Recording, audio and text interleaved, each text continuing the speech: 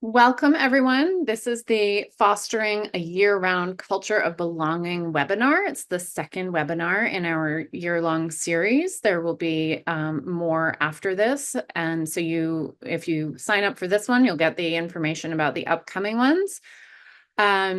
We are excited to have with us three amazing panelists. And then myself, I'm Kate Conway. I am a curriculum and instructional designer from in the programs department of Responsive Classroom. And I currently live in Hawaii on the island of Kauai. I have taught everything from 2nd through 12th grade and have been an administrator in pre-K through high school schools. Most recently at an independent school here in Hawaii, and previous to that, both on the mainland and internationally. I'm here with my colleague, Alyssa, who can introduce herself. Thank you, Kate. We're also joined by our colleague, Kristen, who you'll see is kind of behind the scenes. She'll be helping to answer any questions that you have, and I'll tell you a little bit more about how to do that in a minute. But just wanted to say hello to Kristen. My name is Alyssa Bruner. I live in Washington, D.C. I saw in the chat that I have some neighbors here. I currently work full-time for the Center for Responsive Schools alongside Kate and Kristen as a curriculum and instructional designer. Before that, I taught 1st, 2nd, and 5th grades, and I worked as the responsive classroom coordinator at my pre-K through 8th grade school. And I'm so happy to be here with you all today and to be joined by our very thoughtful and inspiring educators on our panel. So I'll let them introduce themselves now, and we'll start with you, Carmela. Hi, everybody. My name is Carmela Pine. I currently live in Alexandria, Virginia, but I am from Philadelphia, Pennsylvania. I saw a lot of people in the chat, some Virginia places and New Jersey places, which makes me excited. I currently work for Fairfax County Public Schools. I am currently a special education teacher who works with 5th and 6th graders. I also am a consulting teacher with the Center for Responsive Schools, and I've been working with them since 2012. Throughout my career, I started as a gen ed teacher. I've been teaching for over 20 years at this point. I've taught in the school district of Philadelphia, where I taught 1st, 2nd, and 3rd grade. I taught in LA Unified, where I taught 8th grade English, and now here in Virginia, where I've taught 3rd, 4th, 5th, 6th grade as a gen ed teacher, and now special education. So I'm excited to be here with you all. Bill, you're up next. Thanks. Hi, everyone. My name is Bill Knittle. I am the principal of the Rowe Elementary School. We're a tiny little elementary school in northwestern Massachusetts, and I'm excited to be here as well. I have been involved with the Responsive Classroom since I started teaching, which was 2005. I took all the trainings and what used to be called RC1, and then 2, and then RC3. And I've used it every day since as a teacher, as a principal, in my work outside of school. And I'm excited to share with all of you, some of what we do at our school to build that feeling of positive community. So I'm looking forward to more conversation. Okay, I think I'm next. Hello, everybody. My name is Patricia Cano, and I am originally from Colombia, but I have been in the United States since 2002. I have been in education for over 30 years, and during those years, I have had the opportunity to wear different hats. So I was a teacher. I started as a preschool teacher, and then I moved up 1st, 2nd. I taught all the grades in primary grades, moved in middle school, high school, college, and then came back to primary grades. And I was a coordinator for primary grades, a lead teacher, a mentor, and a coach. And just recently, in the last few years, I've been working in a multi-age classroom in 2nd and 3rd grade. And I work in an IB school and a Spanish immersion school. So I teach all the subjects in Spanish to English native speakers. I started my journey with Responsive Classroom in 2015, And since then, I've been a consultant. And so it's very fun to be here today sharing with you the practices that I've been using in my classroom and how that creates a positive impact in the education of the children that I'm teaching. So yeah, I'm very excited for tonight. Thank you all so much. And I'm so excited for you all to hear from them throughout our time together. So we're going to start by giving some webinar tips. And currently I can't see the PowerPoint. Yep. One sec. Perfect. So I'll start sharing with you a little bit about it, and then the PowerPoint will be a visual for us to look at as well. But basically, you've already found the chat box and you've made great use out of it. So please continue to do so throughout our time together. The chat box is a great place for us to share connections and anything that you want the entire group to see. However, if you do have something that you want us to ensure that we see, using that Q&A feature, which you can find at the bottom bar, that'll be a great way for us to ensure that we see and answer your question, because sometimes it'll get lost in the wayside in the chat. So go ahead and use that Q&A feature throughout our time together if you have any questions. And also, if time permits, at the end, we'll go ahead and open up a Q&A session. So throw those questions in the chat or in the Q&A feature throughout our time together, and we'll try to get to them once we have that time later. Another question we've already been asked and we're always asked is, will this be recorded? The answer is yes, for sure. You will receive this recording probably tomorrow. It'll come into your inbox, and it'll also be posted on our YouTube channel, where you can find all of our webinars and all of our series if you ever want to revisit one. So please, please use those resources, bring them to your school. That's why they're there. If you find yourself having any glitching or any difficulty like hearing what we're saying, try to close out other programs or other windows that you have open. That can increase the bandwidth and can make it easier for your computer to think. And if that doesn't work, then always the fail-safe of leaving and coming back again is the new version of unplugging it and plugging it back in. So give that a try, and often that will help as well. We're going to share the learning goals for our time together. If you want to just take a moment and read them, choose one that resonates with you that you're going to focus on, and you can share in the chat if it's the first, second, or third, if you wish. We'll give you a minute to do that, and then we'll continue.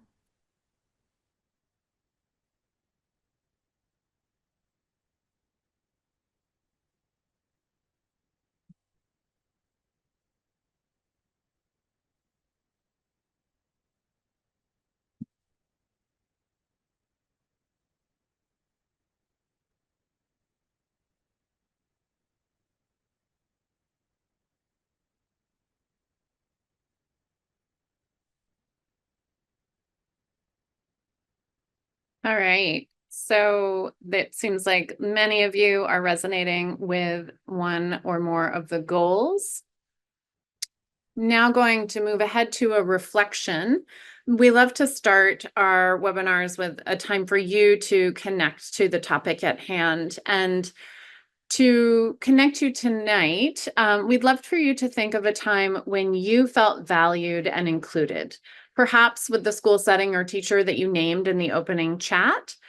And just take a moment and think about what was said to you, who were you with, what was the environment like, what were the experiences that you had in an environment, a school environment, when you felt valued and included and a part of that community. And just share a word or two, some of the feelings or experiences that came into your head as you're thinking about that.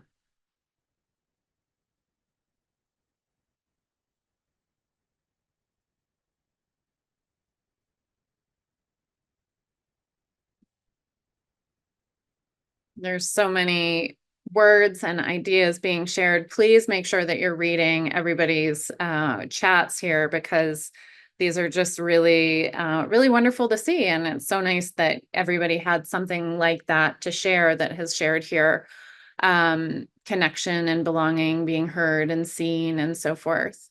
So the experience that came to your mind at that prompt hopefully was a very positive experience. And without realizing it, perhaps, that experience was meeting your needs for belonging, significance, and fun. And as educators, we aim to create an environment in which our students feel valued and included, and much like the memory that that experience evoked. And so it's really important to cultivate a sense of belonging, significance, and fun with your students and in your classrooms. So before we hear from our panelists, we're just going to tell a little bit more about what we mean when we talk about belonging, significance, and fun. So there's social science theorists and researchers who have studied this. Some include Maslow, Dreikers, Adler, and there are many others. And they basically confirm that once humans have met their basic needs, human behavior is motivated by meeting the needs of belonging, significance, and fun. When we think of belonging, we think of that feeling of knowing that you are a part of something. When we say significance, we think of being known for a strength or a characteristic that makes us unique, or a talent even. And we think of fun, we think of finding joy in a given situation. But when we consider fun, especially in an educational setting, we're not always referring to laughing and having fun. I think I froze for a second, so I was just giving it a second to work itself out. When we think of fun, we're not always thinking about laughing and having fun. It also means that we're engaged. It means that you're motivated and enjoying a task, even if it's challenging. That can trigger that same part of the brain that can make us feel like we're having fun. When students don't have these needs met in positive ways, they might find negative ways to meet them, like becoming the class clown or exhibiting aggressive behavior. For that reason, it's really important that we proactively plan for ways to promote belonging, significance, and fun throughout the school day and throughout the school year. And today, we're really focusing on fostering that sense of belonging. So some examples of that are when a student knows how to function in a given classroom because the expectations have been taught, and that gives them that sense of belonging because they know what to expect. Another example is if a student misses time at their school and they feel like they were missed when they were absent, that can help them to feel like they belong in that setting. Feeling known is crucial to students' sense of belonging, and knowing the teachers and their fellow peers allows students to collaborate in fruitful and friendly ways that really make them shine. This starts right from their arrival on the first day of school and continues throughout the entire school year.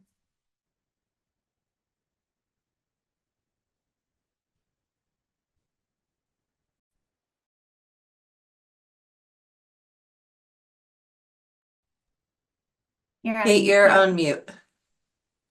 Thank you. Yes, I am. And they're both telling me.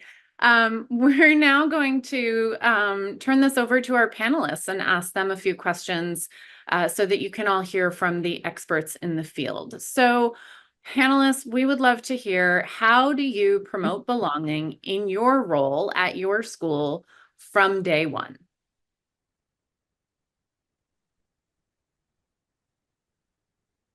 So I'm going to handle that question first for us. And so as an administrator, I see my role is to bring a sense of belonging, significance, and fun to the adults in our school so that they can therefore bring that to the students in our school. And not that I don't try and bring it to the students as well, but I feel that if the adults feel like the job they do is significant, if the job they do gives them a sense of belonging, and as was said earlier, fun doesn't necessarily have to be laughing, but there can be a way that we enjoy the job we do.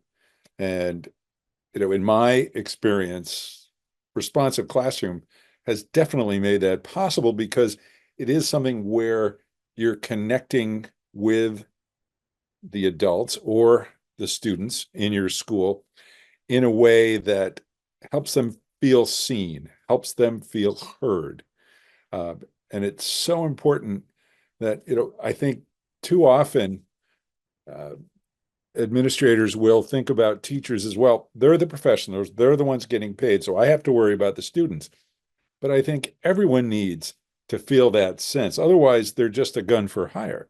And so I'm going to start with some of the things we do as a whole school that supports the students and the families to encourage that sense of belonging and significance and fun. So the beginning of the school year, we'll start with an ice cream social before the school year starts.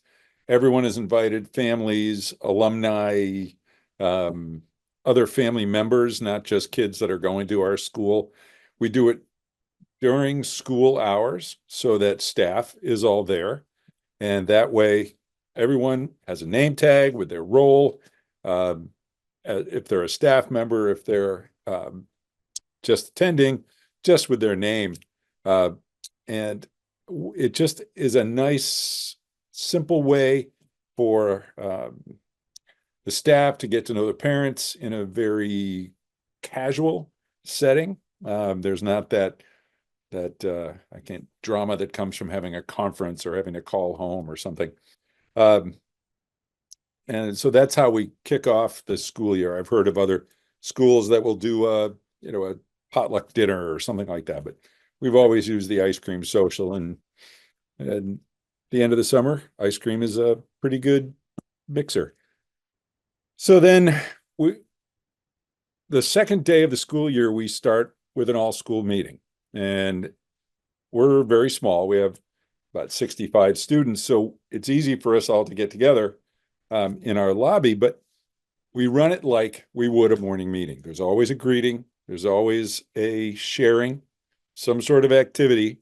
And if you can get your whole school doing Tony Chestnut or a Rooster all together and watching everyone, adults and children alike, laugh, that is a great way to start the day.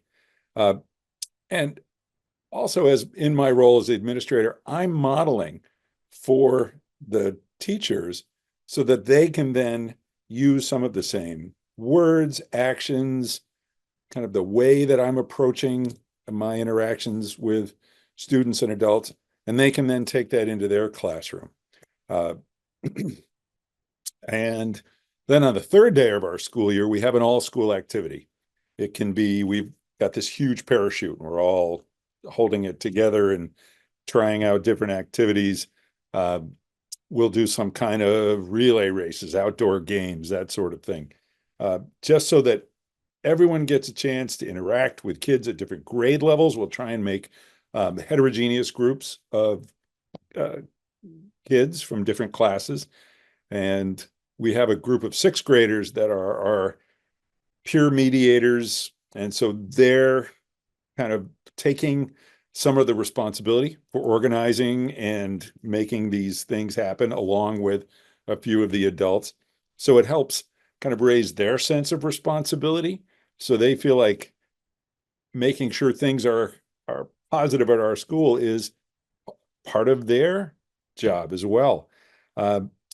We encourage all of our staff to reach out to families with something positive within the first couple of weeks.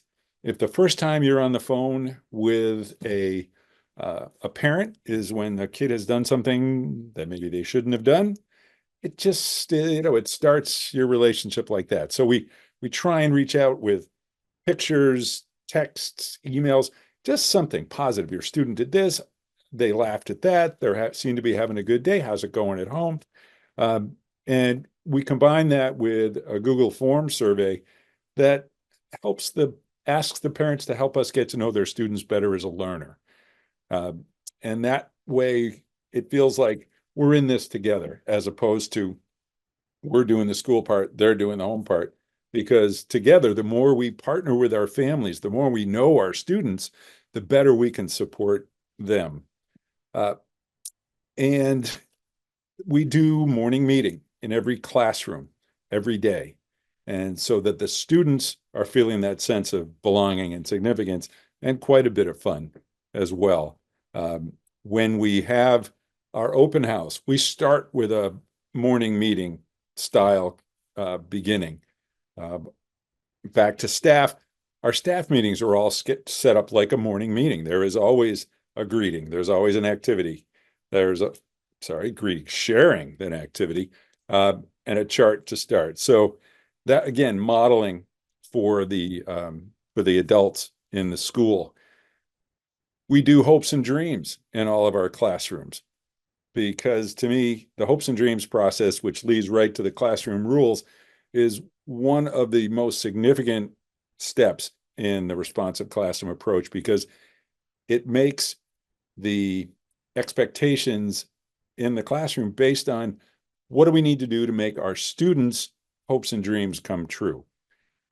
Our first big staff meeting of the year, we also take hopes and dreams from the adults. They have hopes and dreams just because, again, they're the professionals and they're getting paid for this. Yeah, but we're all people. And so the more we can get their hopes and dreams and then put those into effect, what are the rules or the guidelines or whatever that come out of those? How can we use those to support all of us working together as a cohesive unit to support the students?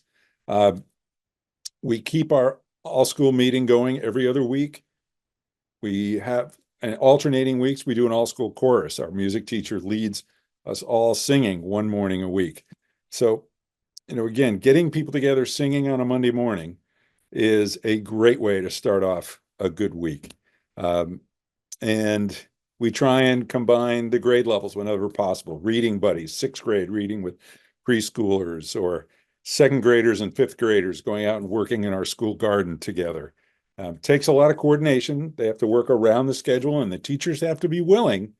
But if you're supporting the teachers, then they're going to feel like they're more willing to be flexible and open, and not kind of in their silos of, I've got to get this done, I've got to get that lesson plan done. All that's important, but if the heart's not there, the kids aren't learning. The kids need to feel safe, so that they need to feel like they belong, so that they're open for learning. Think about any adult PD you've been to. How many people are sitting there like this? If they're not feeling like they belong, if they're not feeling they're a significant part of what we're trying to do, they're not open to learning as adults either. So we do a lot of work with families. We do something called Parents' Night Out. 4 o'clock on a Friday afternoon, parents can leave their kids off, costing $25. We feed the kids pizza, play games, and watch a movie. We're way out in the country, so it's very rural. It's hard to find babysitters. This way they get 4 hours of time, and the parents have never been happier. We do potluck dinners, soup and game night, just trying to bring families together inside the school. Something else silly that we do but each class, again, we're small, it's easier for us to do this. Each class gets a row school t-shirt with a similar front design, but they're each different colors, and their grade, their class is on the back. And there's a certain sense of belonging that comes from that they feel like this is kind of something that represents them, and they're very proud of it. And I think, going back one more time, and I'll pass the torch, but I think whether you're an administrator working with teachers and all staff, I'm going to jump back on that one. So a lot of places will have Teacher Appreciation Week. We have Staff Appreciation Week. If we didn't have a custodian, our school would not function. If we didn't have our secretary, our kids wouldn't get the paperwork that goes home they need. Our schedules wouldn't happen. So everybody matters, and making everyone feel like they matter helps the adults make the kids feel like they matter. Thank you, Bill. So we all have right. a school administrator. So let's hear from a classroom teacher now, and we'll pass it over to Patricia. What do you do to promote belonging in your role from day one? And hopefully we'll get just as many amazing ideas from you, Patricia. Well, those were amazing ideas. I don't know. We do a lot of those things. So a lot of those were said. But one of the things that I love to do is establish relationships right before school starts. So I send a letter to the parents so they know who I am. And I also ask them about their children's. What do they want to do this year? What are their hopes and dreams and something special that they want to learn? So engaging them in the classroom. And then before the school start, our school does an open house. So I have visitors way before we start classes.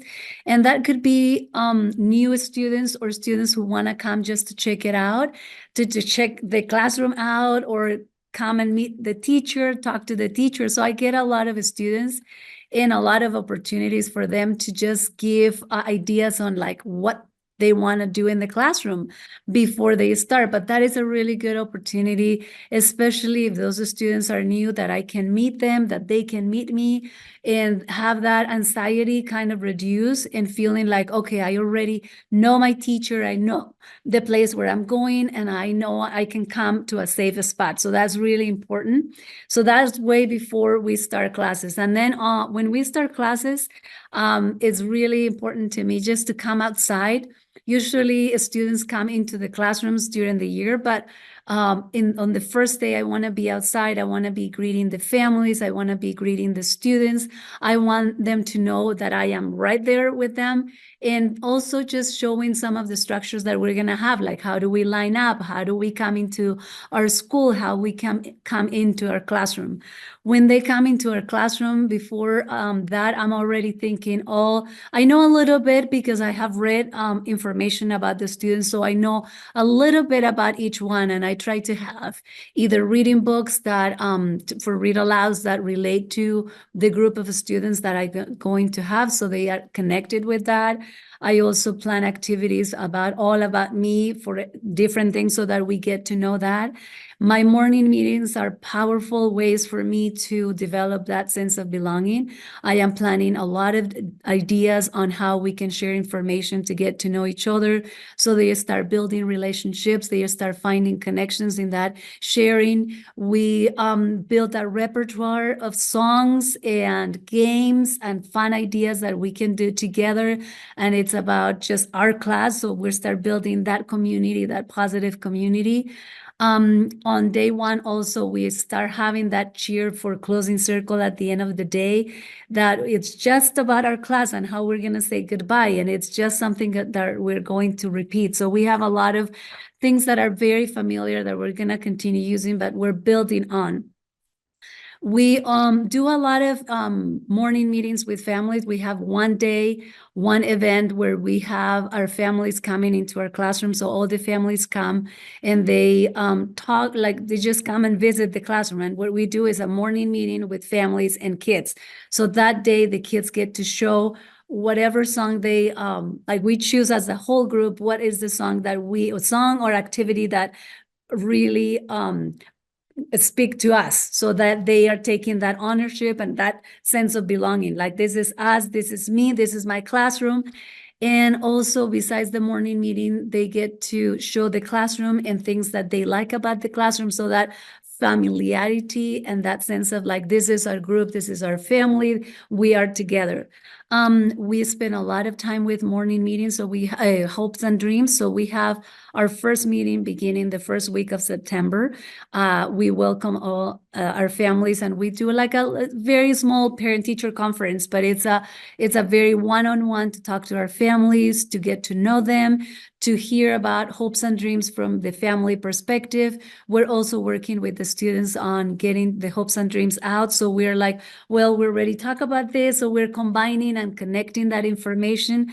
But that first meeting with the families is really special, because it's about building that, establishing that relationship and building that connection with the families, and knowing that we are just, this is the team working together and we are on the same side. And I think that that is also a special, that sense of belonging, not just for the kids, but also for the families, feeling like we are together. That unity is really important, and that identity of what the classroom is about.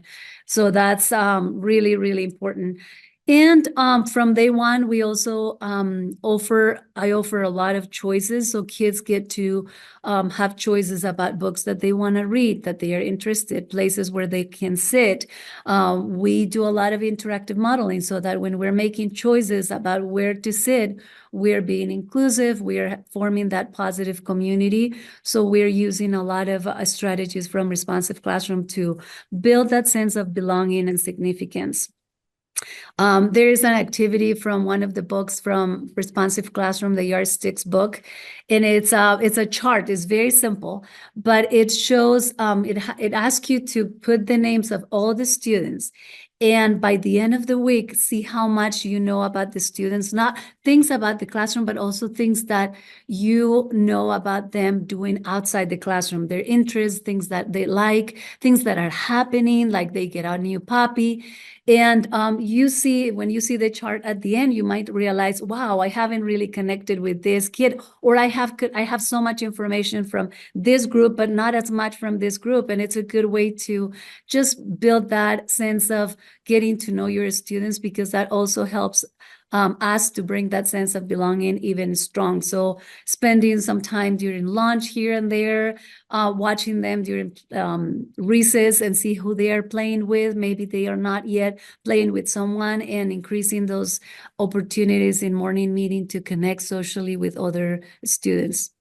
Thank you so much, Patricia. I want to make sure that we have some time for Carmela to chime in with her ideas. There's so many ideas. I think we could just stay on this question for like 4 hours, but I want to make sure that we have time for everybody to speak. Thanks. And we totally could. And everything that Patricia and Bill were sharing with you are fantastic ideas. Just a couple quick ones from me. I've been fortunate enough at this point. I've been working at the school that I'm currently at for the last 12 years. For the first 9 years, I was a general ed teacher and I was teaching 6th grade. And then for these past 3 years, I've been doing special education in the same school. So I've had an opportunity to really get to know the families in our community really, really well, and to be able to make connections with the kids through that way. I've also have a unique role as a special education teacher where I work with so many different colleagues throughout the day. So building relationships with the teachers that I work with is also really important. In the beginning of the school year, we do a welcome walk as a staff. So I live in the city of Alexandria, so our school is pretty walkable for the most part. We do have kids that get bussed in, but bussed from our area because we have a little bit of a highway that kids would have to cross. But we do a welcome walk in the beginning of the year where we go to the neighborhoods where our students live, and it is a quick stop by. We literally come up, we knock on the door, we say hello, introduce ourselves, and hey, I'm going to be your teacher this year. As a special education teacher, I always partner with one of the teachers that I work with because I work with 2 different grade levels, and I get to see those kids right away that first week of school. We invite them to come back to the school the next day. The other thing that I really make a point to do, because I think this is really important, as a gen ed teacher, I always insisted that anybody who worked in my classroom, I wanted them to come into our room and be part of our morning meetings. You didn't have to do it every single day, but if you were a special education teacher working in my classroom, I wanted you to be part of our morning meetings at least once a week. I still do that now as a special education teacher. I work with a 6th grade class, I work with a 5th grade class, and once a week I run the morning meeting in my 6th grade class, and another time during that week, I run the morning meeting in my 5th grade class. Part of that is, again, building the relationships with my partner teachers, but also building those relationships with our students so that they can continue to see that we're all part of this room and that we belong and work together. And I'm going to turn it back to you guys. Thank you so much. We really appreciate hearing all of those amazing ideas and seeing them from your different perspectives. And as you were each talking, I couldn't help but think about the different barriers that exist in your different schools. I know we talked about where you are all teaching and the populations that you're teaching and the type of teaching you're doing. So our next question is around those barriers and making sure that you include all community members. So how do you navigate any barriers that exist at your school or in your role to ensure that all community members are included and valued? And we'll start with you, Patricia. So in my role at our school, students come and they are learning Spanish as a second language. So they are English native speakers and they come and they are learning in Spanish. So they are learning the subjects, math, science, social studies, everything is in Spanish. We have preschool through 8th grade, and I teach second and third grade. And in second and third grade, we get new students. So that could be hard for new students when they come into the classroom if they don't know any Spanish and everything is spoken in Spanish. So for me, I need to be proactive in that sense of if I have new students who have not been exposed to the language, I want to make sure that they are going to feel comfortable. And I want to make sure that I have talked to the families that communicate and be proactive so they know that there is a period where we are lost because it's the first time coming into an environment where everything is spoken in a language that you are not yet comfortable with or speaking. So the first thing that I do is just communicate with the families before they come, and we make a plan.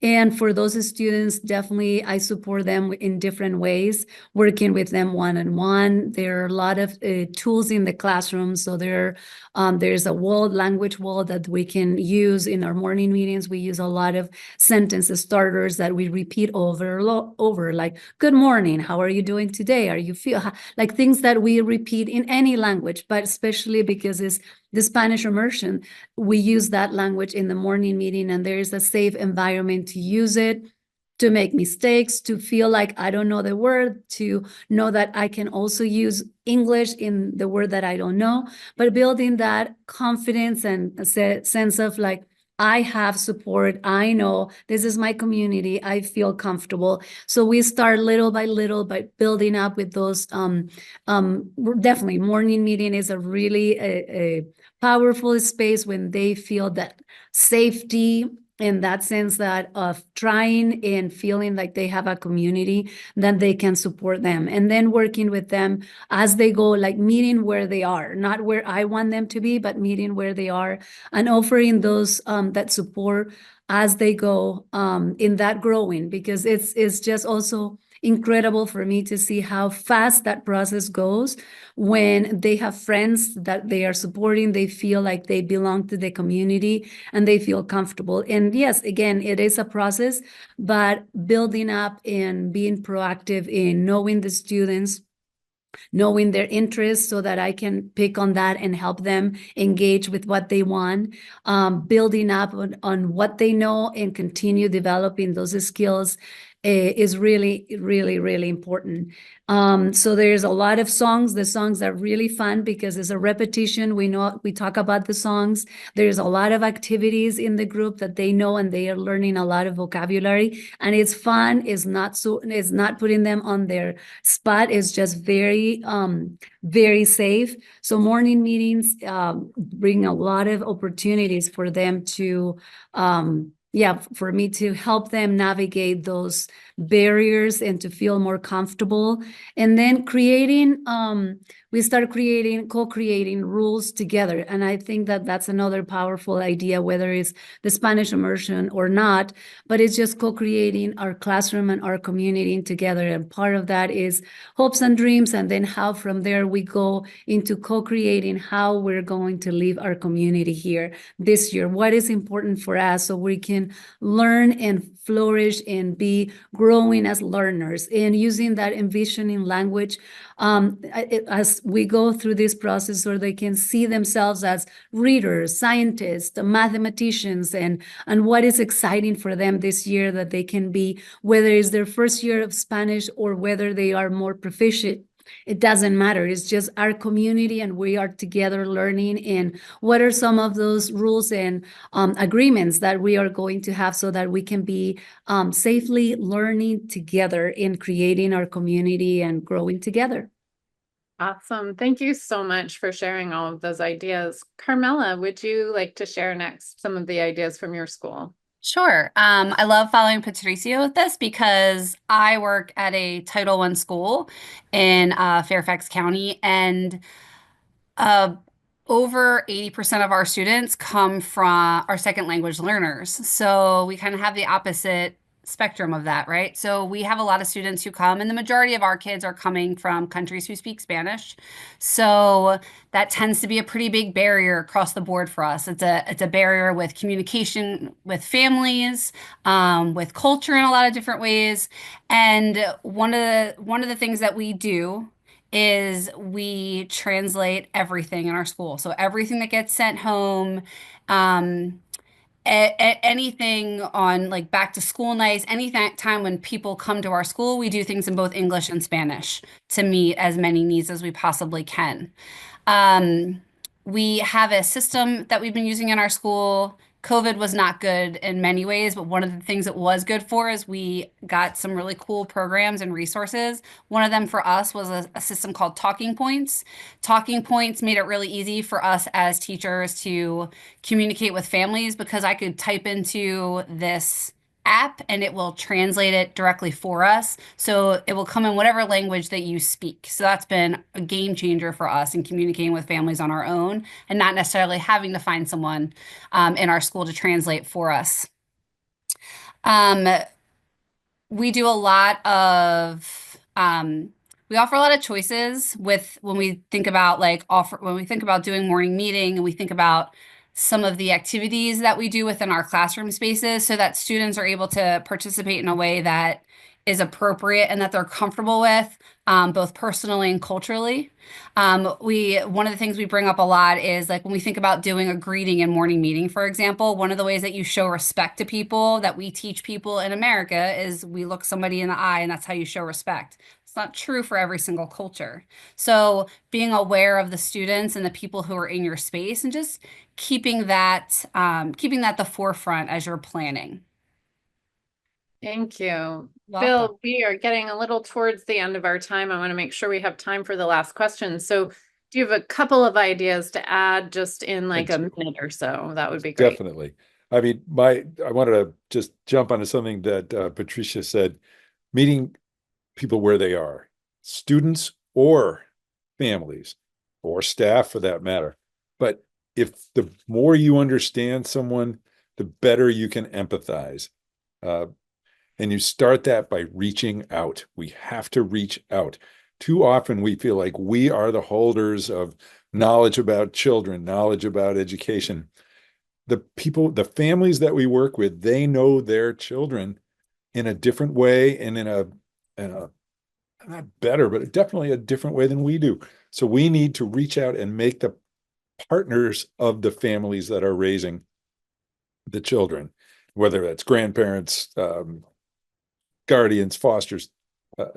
I think finding out whether it's phone, email, text, some sort of app, like Carmela was talking about, we use something called Aptogy, Facebook, surveys, get information, make the parents, make all the stakeholders feel like what they have to say is valuable and they will be more likely to participate.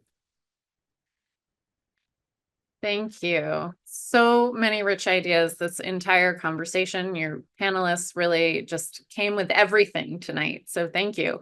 We have one last question because there's the barriers that exist all the time, but then you run into the barriers throughout the year. And the idea here is to sustain this sense of belonging throughout the year. Here we are coming up already on these winter holidays and breaks, and there's sometimes a little drop of energy around this time of year just to get through to those breaks, and then the winter and so forth. So as you go through your year and all of the ups and downs of energy and time and so forth, how do you keep the momentum going throughout the year so that that sense of belonging isn't just established and left, but truly sustained for the entire year? And let's start with Carmela. Okay. And sorry, hold on. We have maybe 4 minutes. So if everybody can try to just have a speed round, that's what we'll do for this round. Thank you. You got it. So just to make it quick, the one word that came up for me when I thought about this was just consistency, right? We spend a lot of time in the beginning of the year, really building those routines, procedures, and expectations for our students and with our students. And being consistent with those is going to keep that sense of belonging going. When kids know what to expect, when they can walk into a room and be like, okay, this is what my day looks like every single day, and you're holding them to those standards and being consistent with it, kids are going to feel safe.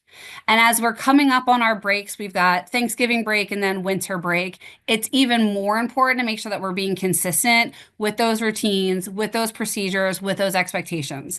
Don't let them go before you leave, and make sure that you're revisiting them often when they come back, right? Because when they come back, it sometimes feels like Groundhog Day. So start over that Monday when they come back, take it slow, review your routines and procedures, use a lot of reminding language, use the, go back and use interactive modeling again. So, that you can support your students, and that's going to continue to make everybody feel like they're important, that they know what to expect, and that they belong.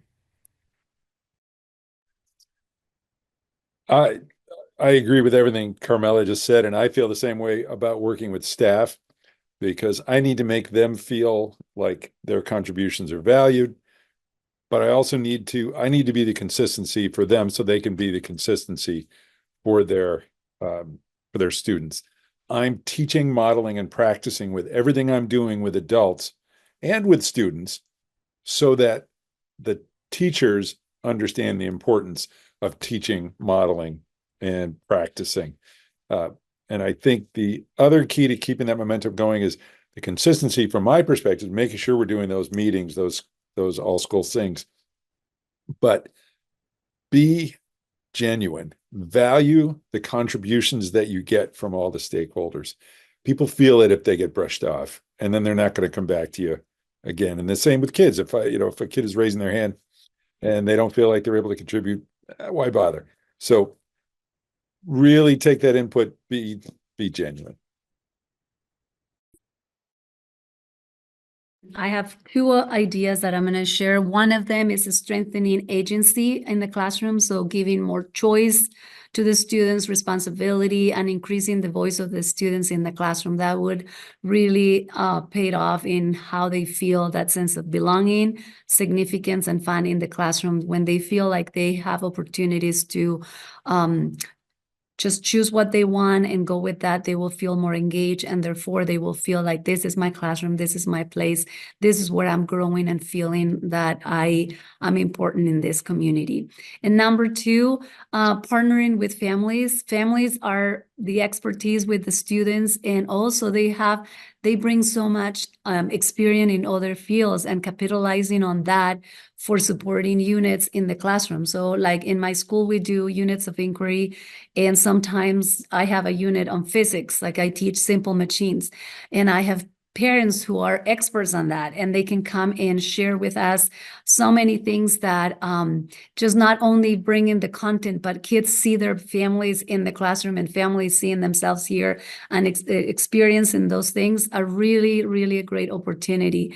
We have a day called the G Day, which is the grandparent day and friend day, and they grandparents can come and spend a couple of hours. There's a morning where they can come and spend time with the grandkids, and it's really amazing just to see how the kids light up when they see their grandparents or their friends that they don't get to see. And grandparents also feel so important. So that, again, that sense of that momentum that keeps going and building those memories that last forever. Thank you so much. Thank you all so much for sharing all of these amazing ideas. I've noticed in the chat that people are making these connections and sharing their own ideas. And we'll invite you to do that one more time before we close out today. So maybe it's from getting an idea from our panelists or something that you're just thinking of on your own. But what is one way that you plan to foster a year-round culture of belonging in your role? So take a minute to add to the chat. Make sure that you're set to everyone. We also had a question in the Q&A about good parent contact apps. I know Bill mentioned one, Carmela mentioned one. If anyone has good ones that they're using in their school, feel free to drop that in the chat too, and that'll help everyone learn from each other. I see Parent Squares in there. That's the one I'm most familiar with. All right, and just to be mindful of time, we'll keep moving and share some resources with you all and a little bit more information. So we have a number of links and some pictures up here. We wanted to share the morning meeting book and the responsive advisory meeting book. Those are both really great for a lot of the content that our panelists talked about, the importance of using meeting time to really build that sense of belonging, significance, and fun together. And those books are just chock full of like, apply it immediately and really understand the meetings. We also have quick coaching guides, which I love, both as an administrator and as a teacher. You can use these quick coaching guides almost like a faculty meeting in a handout. It just is really full of ideas and conversation prompts and ways to prompt everybody's thinking so that you're really building an understanding. And there's one on creating a welcoming classroom environment that is super helpful. There's also the bookstore to purchase all of these. Our books are all on Amazon as well. And we also have some one-day workshops still happening. Those are happening throughout the school year. We usually do our longer courses in the summer and our one days throughout the school year. So Kristen just popped into the chat a link to check out what are still available. And there are also virtual options often if you can't get to one that is in person. So already it seems like there's some people who are signed up, so that's great. And I think that that is it in terms of our resources. Here are email addresses in case you are interested in bringing responsive classroom to your school or your district, and in case you have any further questions. So I think Alyssa's telling me my screen is not sharing, but to me it says it's sharing. Can other people see my screen? Or have I been doing this without? Okay, I've had some screen sharing issues this whole time, so. Interesting. Yeah, I can't see it. It might be on my end, but I'm so Okay. glad everyone else can because that's what matters. I'm glad you can see my screen because those were just the pictures of the resources that are helpful to find. But thank you So all I'm for assuming chiming in. that you can now see our next webinar dates. So this is our second in the series. We have two more. The dates are on the slide. They're January 23rd, which will talk about the importance of play, and March 20th, which is investing in ongoing professional development. We hope to see you there. We'll have more panelists to share their amazing ideas with you then. As a reminder, you will get this in your email momentarily, tomorrow rather, and then you'll see it on our YouTube channel as well. So thank you all so much for taking the time out of your day to be here. A special thank you to our panelists. We so appreciate having you here during this busy time of year. Yes. And your experience and your expertise is so valued. So thank you again. Thank you everyone for being here. Thank you so much, everyone. Thank you. Thank you.